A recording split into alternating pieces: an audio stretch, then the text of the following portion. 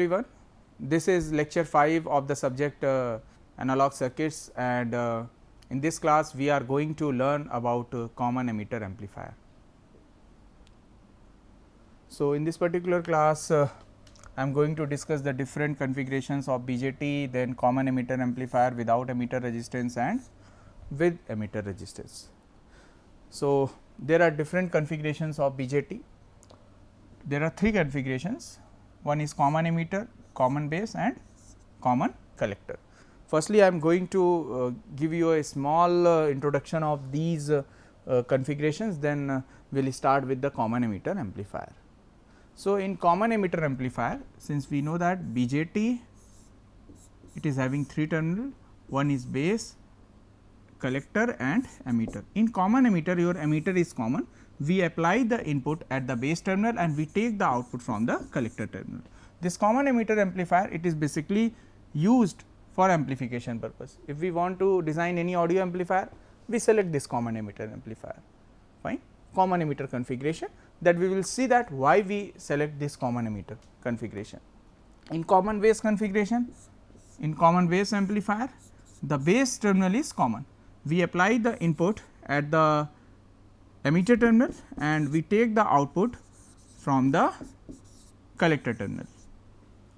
This common base amplifier, it is used as a current buffer, and it is used for high frequency applications, that we will see later, fine. Next one is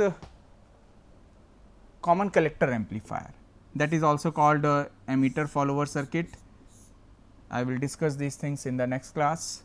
In common collector, the collector terminal is common, the input is applied at the base and we take the output from the emitter. This common collector configuration, it is used in a voltage buffer circuit, it is used for impedance matching. So, these terms are new to you, but once we learn this common emitter, common base, common collector amplifier separately, then we will understand that what is this voltage buffer, what is this current buffer, what is impedance matching. So, common emitter amplifier without emitter resistance. So, this common emitter amplifier, it is most popular. There are various reasons for it, because when we need any voltage amplifier, then we need that input resistance should be high and output resistance should be low. So, we get it from common emitter amplifier, and also when we want more voltage gain, then we can cascade this common emitter amplifier and we can get more gain, fine. If we cascade 2 common emitter amplifier, cascading means the output of one amplifier is connected to the output of the input of next amplifier. The output of first amplifier, it is connected to the input of the second amplifier. If the voltage gain of the first amplifier is AV1, the voltage gain of the second amplifier is AV2, then overall gain, it will be AV1 into AV2. So, when we want larger gain, more and more gain, then we cascade the amplifiers. For that, common emitter amplifier is perfect. Now, next one is common emitter amplifier without emitter resistance. See, this is the basic circuit of common emitter amplifier and the DC sources are removed, but actually what happens in common emitter amplifier, obviously there will be some DC sources, DC voltage source, DC current source for biasing. So, if we connect a supply voltage here, for example, let us redraw this circuit. This is your RC, this is your VCC. Normally what we do, we select a biasing technique. For example, if we select the biasing using constant current source, then we connect a current source at the emitter terminal. You can refer lecture 3, in which I have discussed this biasing using constant current source, and this is your minus VSS negative supply, and we also connect a capacitor here, that is your CC1, that is called coupling capacitor, and we take the output. Also at the output side, we connect a coupling capacitor CC2 and we connect a bypass capacitor here, this is called C. Although these capacitors are removed here, the reason being that we have considered that these capacitors are acting as a perfect short circuit. Otherwise, this is your CC1 connected, but we have, since we have considered that CC1 is acting as a perfect short circuit. So, that is why we have removed it. CC1 and CC2 are the coupling capacitors. CC1 basically couples the input signal to the base of the BJT, and we take the output through this coupling capacitor CC2. The function is that since the input AC signal is there, and if there is any DC quantity, then this capacitor will block that DC quantity. So, it improves the performance of the amplifier circuit. So, that is the purpose of connecting this CC1, CC2 and C. But here for simplicity we have considered this CC1, CC2 and C as a perfect short circuit, and when we draw the small signal model, then we remove the DC sources. So, this DC bias voltage is removed and your current source, it will be open circuit. So, it will be removed. So, after removing these things, your supply voltage VCC, VSS, current source, capacitors, then you get this particular circuit, fine. So, here again see to it, this VSIG is the input signal source, input AC signal that is to be amplified, and the internal resistance of this VSIG source is RSIG, RC is the collector resistance. So, we have to calculate the input resistance, output resistance, voltage gain for this particular common emitter amplifier. Without emitter resistance means there is no resistance connected at the emitter terminal. So, to calculate this quantity, it is better to draw the small signal model. So, we can choose either hybrid pi model or T model. In last lecture, lecture 4, I had discussed about small signal model, hybrid pi model and T model. So, you can see that there is no resistance connected at the emitter terminal. So, it is better to choose hybrid pi model. We can choose T model also, but it is more convenient to choose a hybrid pi model. It will be easier, calculation will be easier choosing the hybrid pi model.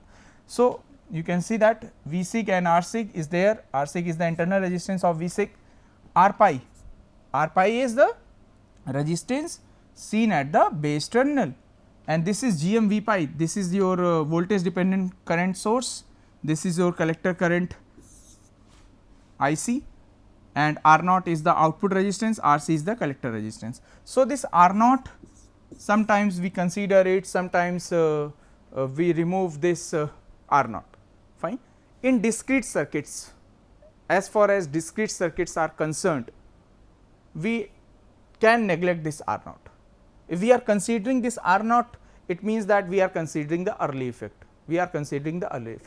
but in discrete circuit we can neglect it. This R naught is very high, so we can neglect it, but in IC amplifiers we cannot neglect this R naught, we have to consider that R naught. But since these circuits are discrete circuits, so we can connect this R naught, we can disconnect this R naught, we can see the results connecting the R naught and without connecting the R naught. That is very simple in fact, because if we are considering this R naught, then R naught will be in parallel with RC, simple, fine. So, this one is the lower circuit, this one is your hybrid pi model of common emitter amplifier. This is called a small signal model. So, how we draw the small signal model? Just remove the DC sources, and for simplicity we have also considered all the capacitors are acting as a perfect short circuit, simple, fine. Now, just start the calculation. First calculation is the input resistance, it is very easy. Input resistance is your R pi, you can see from this small signal model. Although I have not connected the base resistance RB, the reason is that if we connect the base resistance RB, then normally this base resistance RB is very higher in comparison with R pi, and your RB it will be in parallel with R pi. So, you can see that if RB is very large, so RB will be removed. If the two resistors are connected in parallel and one is very large, so it will be removed, fine. So, here we have not connected RB, but if you connect RB and RB is very greater than R pi, so ultimately what we will get? We will get Rn is equal to R pi. So, the end result is the input resistance is R pi. This R pi is, we have calculated this R pi in the last class, that is beta by Gm. Next one is your output voltage V naught. You can see that what will be the output voltage V naught? This V naught will be this current into the total resistance. You can see that R naught and R c both are in parallel. So, R c parallel to R naught. Minus sign is coming out because the direction of the current is opposite. Fine, you can apply simply KCL at this particular node and you will get this minus sign because of the opposite direction. Fine. Now, what is the voltage gain? See, AV naught is the open circuit voltage gain. We calculate AV naught when we put RL is equal to infinite, load resistance is infinite. If load resistance is infinite, then the gain is called, voltage gain is called open circuit voltage gain, that is V naught upon Vi. So, AV naught will be equal to V naught upon Vi, that is V naught upon V pi. You can refer this particular equation, second equation, fine. So, V naught upon V pi, that is V naught upon Vi, that is minus Gm into Rc parallel to R naught, and if we neglect R naught, then what will be the open circuit voltage gain? It will be minus Gm into Rc, fine. So, next calculation is output resistance R naught. We connect the output resistance R naught by removing the input signal source, and after removing the input signal source, you can simply see the output resistance R naught is Rc parallel to R naught. If we are neglecting this R naught, then if we are neglecting this R naught, small r naught, then your capital R naught, it will be equal to approximately equal to Rc, fine. So, if we are neglecting the early effect, then the output resistance of this amplifier will be equal to Rc. So, if we want to increase the output resistance, then we need to increase the collector resistance Rc. But if we want to decrease the output resistance, actually in common emitter amplifier, it is a voltage amplifier, and obviously the output resistance should be low. Output resistance should be low for voltage amplifier. So, to decrease the output resistance, the Rc value should be less, collector resistance should be less. If the collector resistance is less, then your voltage gain will be less, because you can see that your voltage gain is minus Gm into Rc. So, we need to do the trade off, we need to optimize it, fine.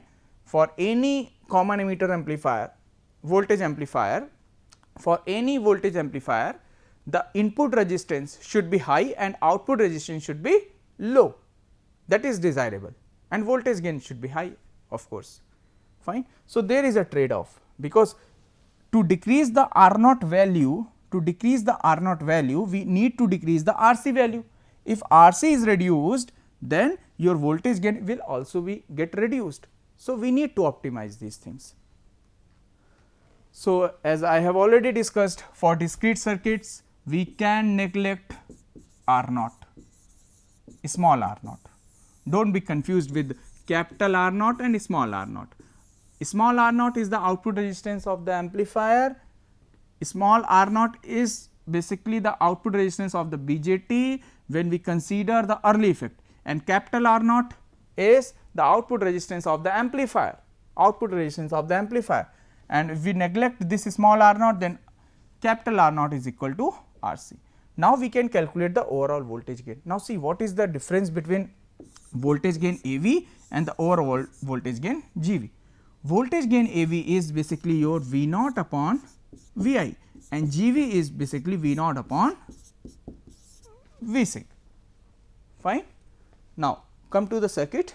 Here, what is your voltage gain? Voltage gain is V naught upon Vi. What is Vi? Vi is the signal which is reaching at the base of the BJT, and what is overall voltage gain? Your output voltage upon Vsig. Vsig, that is the input AC source, that is input AC signal that is to be amplified. So, when we talk about what is the voltage gain of the amplifier, then normally it means that V naught upon Vsig, because Vsig is the signal that is to be amplified, that we have applied at the input of the amplifier, and after amplification we are getting V naught.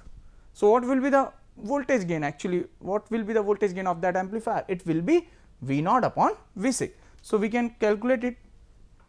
Vi is equal to Vsig into R pi upon R pi plus Rc with the help of voltage division rule. You can see that what will be the value of Vi? With the help of voltage division rule, it will be V sig into R pi upon R pi plus R sig. That is the equation written here, fine. And we know the value of AV. Now, we can calculate with the help of these two equations. Let us say it is equation 1 and it is equation 2. With the help of equation 1 and 2, we can calculate the overall voltage gain, that is minus of this expression, that is R pi upon minus of R pi upon R pi plus R sig into Gm RC parallel to RL parallel to R naught. Now, if we want to calculate the open circuit voltage gain, then your RL will be infinite, then your RL will be removed. If we are neglecting the early effect, then R naught will be removed, then ultimately you will get minus Gm into RC multiplied by this term R pi upon R pi plus R sig. Now, again you can do some calculation here, R pi upon R pi plus R sig. R sig is the internal resistance of the signal source. If R sig is very small, then you can see that this R sig will be neglected and your R pi will be cancel out, then your this term will cancel out, then you will get only this term. But it happens only when your R sig is very less, R sig is very less. But if your R sig is large, then you can calculate it. If R sig is large, then the situation will be different. If R sig is large, then you can write it as R pi upon R pi plus R sig. Now, R sig is large, if you neglect this R pi, then R pi will be equal to beta upon Gm, fine. Then in that case, when R sig is large, then in that case you can see that there will be some beta term in the equation, that is in fact not desirable, because if beta is coming out in the equation of voltage gain, that means that your gain is sensitive to beta, that is not a good thing. That we have studied in biasing circuits. In biasing circuits, we had seen that biasing circuit, it should be insensitive to beta and temperature, fine. That is the different, that is the analysis part. You can do it with yourself when R sig is very large, when R sig is very low, what is desirable, fine. So, for this particular amplifier, common emitter amplifier without emitter resistance, the input resistance is basically moderate to low in value, and Rn is directly dependent on beta, obviously directly dependent on beta, because Rn is coming out to be R pi and R pi is beta by Gm, and R pi is inversely proportional to Gm. It means that it is inversely proportional to collector bias current, because Gm value we have calculated in the last class, that is DC collector current upon Vt, simple. If Gm is less, it means that your DC collector current is less, fine. So, to obtain a higher input resistance, the bias current can be lowered, right.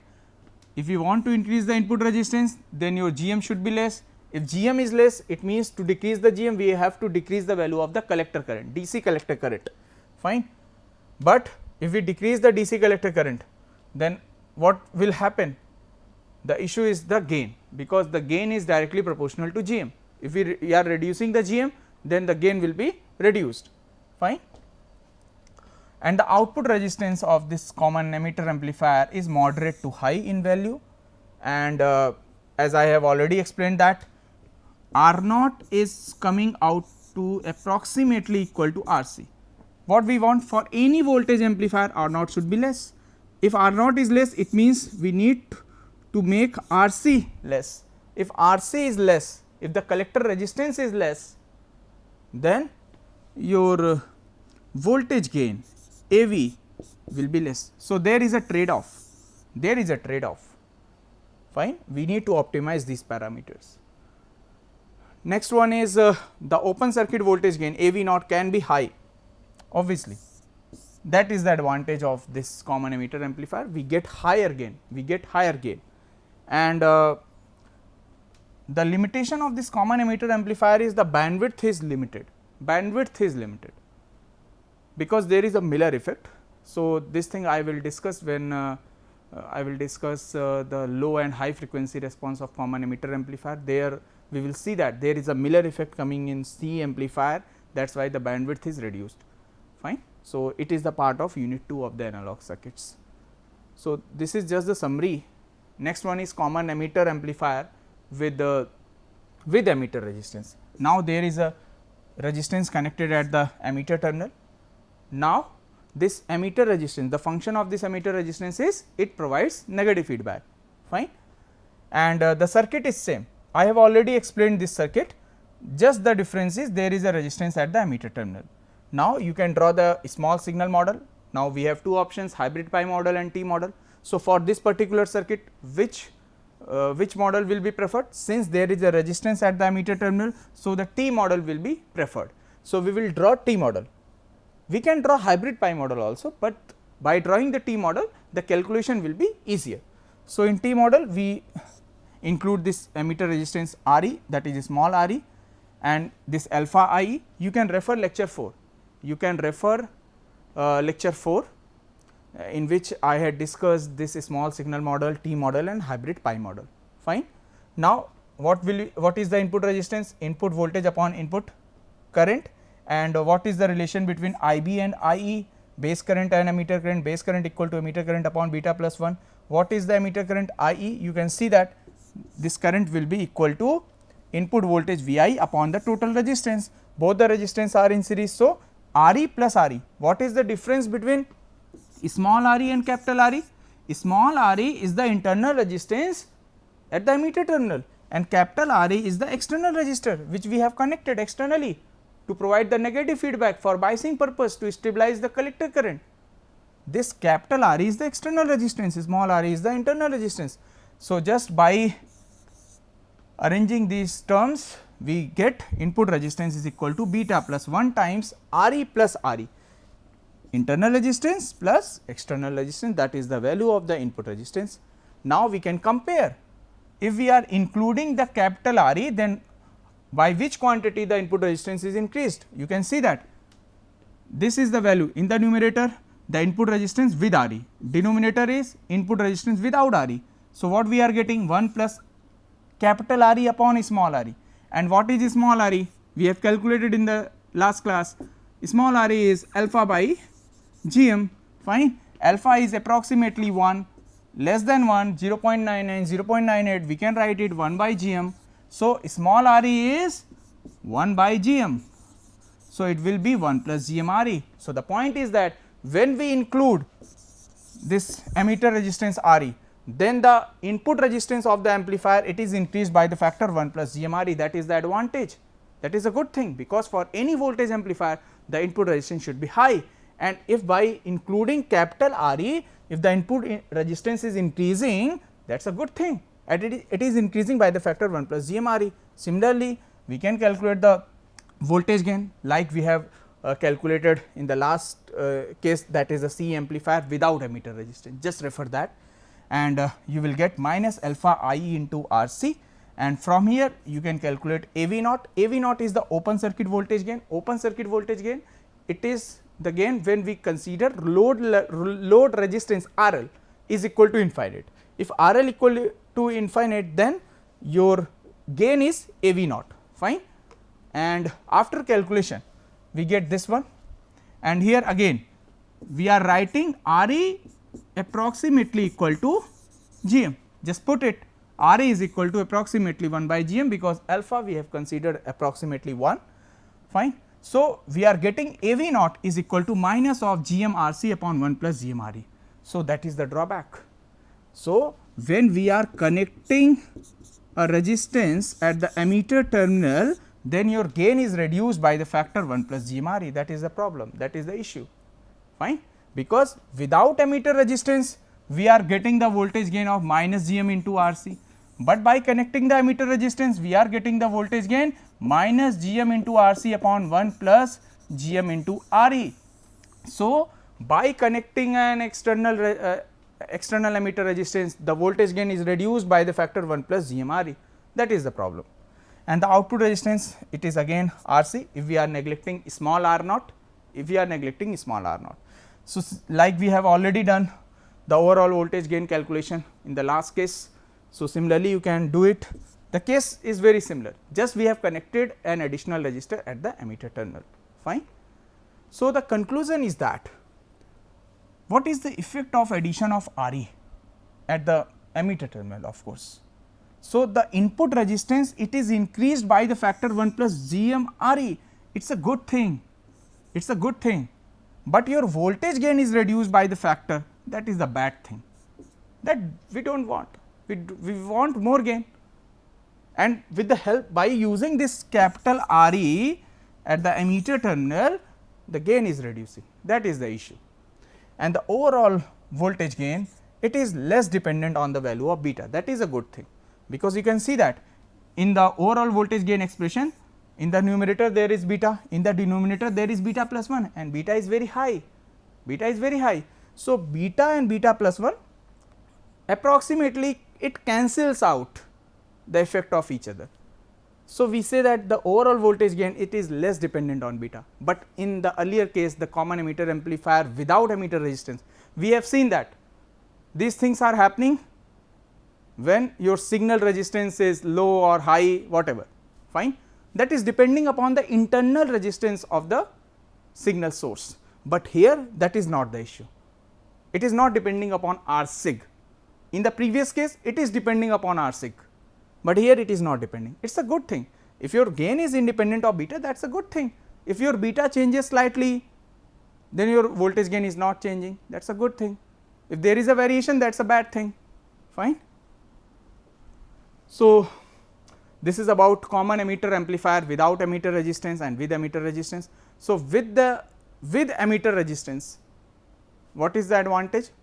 Your input resistance is increasing, your overall voltage gain is less dependent on beta, and of course, it is providing the negative feedback, it is stabilizing the collector current. Just refer lecture 3 in which I had discussed the biasing technique using emitter resistance, fine. So, this is the reference.